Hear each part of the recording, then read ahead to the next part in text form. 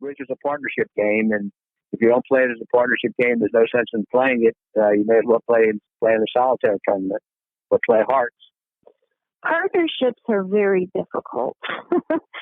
I always try to be a good partner. I think we all do, and I don't think we realize the heat of the moment when, everybody's sitting down at the table and everybody's so competitive. People just change at the bridge table. Your personality changes at the bridge table because your personalities need to match, and you have to be really humble in bridge, and you have to be a really strong person. I don't compete with my partners, and I'm virtually. Many would disagree with this. I'm virtually never critical about something unless it's something that's going to come up again and again, and we have to get it straight. Being a good partner is probably one of the most underrated things in bridge, in my opinion. You can ruin a round of bridge by being a bad partner, and that's yelling, losing your cool, or doing anything to throw your partner off your game. Save discussions about bidding till after the round, usually a good idea. No recriminations, especially not at the table. Try to be pleasant. How being a good partner or being a good just person at the bridge table actually leads you to better results. Well, a partner has to be alert. A partner has to be fair to you, to me, a partner has to come to the table well rested, clear mind, relaxed, comfortable in the setting, astute, knowledgeable, and pleasant. Well, I think it's important to respect the person you're playing with, to have an understanding, work out a card, discuss the card that you're playing, review it every time before you sit down to play, just run over it real fast, and not get annoyed if your partner makes a mistake.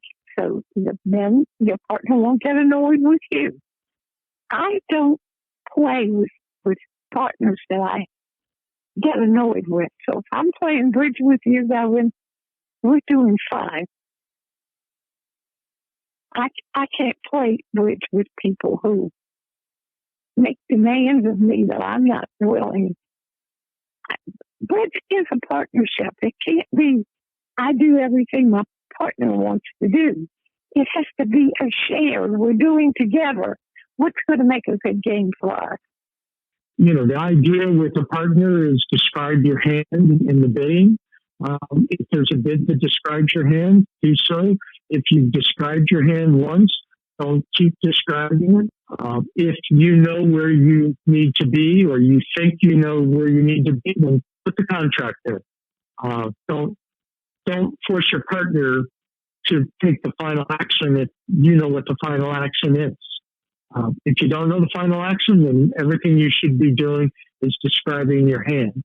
In defense, you try to tell your partner, if you know what the steps should be, you try to tell them how you play the cards. It's a communication, so the bidding is communication. You have to be in sync with your partner, and that's probably the toughest thing.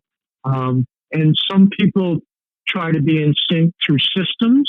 I think that it's important for partnerships to discuss their karting agreements, which is something that very few do very much. Most of your partnership discussion tends to be about bidding systems and not card play, and I think that's an error. And being a partner, I think when you're a partner, you should try to not criticize your partner until after the game's over. Like if you have something you want to say about a hand, try to hold off, like make a note of it. Because, I know if someone says something to me, then you get upset and then you mess up the next hand. So it's better just to kind of hold off on comments until one thing you should do is try to be calm and steady during the game. And also, when you're playing tricks, try to make it as easy as possible for your partner to know what's in your hands. And, like, watch their signals, and you give them so they know what you have. I've heard stories of people who don't show much irritation or emotion, even when they know their partner has gone wrong. And also, you can get mad at yourself when you know you've gone wrong. So I'm being a bad partner to a partner who's playing well, is enjoying the game. If I make a mistake and let it get to it, which is why I described you might get rid of the mistakes three-pronged approach. So back to being a partner. I finally like to think that I'm better at recognizing our partner's trying hard, and that in many cases, when they're a very good partner, that they had a very good reason for doing what they did, even if it didn't work. I am not a result artist, though. I do not say to my partner at any point, you took an interior line when it isn't an interior line. If it didn't work, it didn't work. So I've gotten better at that. Being a partner means be encouraging and being a good partner. Don't talk about too much until in between hands, because you might upset your partner at the table, whether you're saying anything in front of another person or not. So being a good partner means that you control your frustrations and you don't show them to your partner, but you can discuss things later, especially if your partner is as serious about going forward into the game as you are.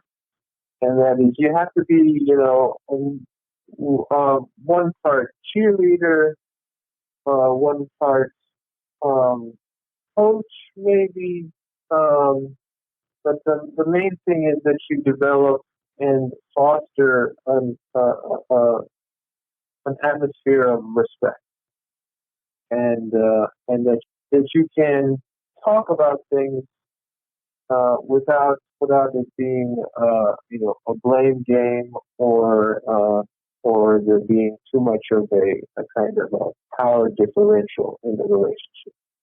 If you can learn how to be a good partner in bridge, you will find players will play with you that wouldn't otherwise, or the opposite would actually be a more often true. If you don't know how to be a good partner, there are lots of players that that will just not be interested or refuse to play with you. Sort of the ideal partnership is one fairly aggressive player and one more sit in your seat player. If you have two people that are super aggressive, you tend to get overboard a lot. If you have two people who are pretty conservative, you get frozen out of a lot of auction. If you've got a problem with your partner with bidding, then that's something you can hash out. If you've got a problem with your partner of defense, that's something you can hash out. The only thing you really can't help is if your partner just can't play the cards, because that's something that they're going to have to figure out on their own, and it's just a matter of, how long do you stay with a partner who doesn't handle their card play very well. Play with the people who you're comfortable with. When it becomes uncomfortable, stop playing.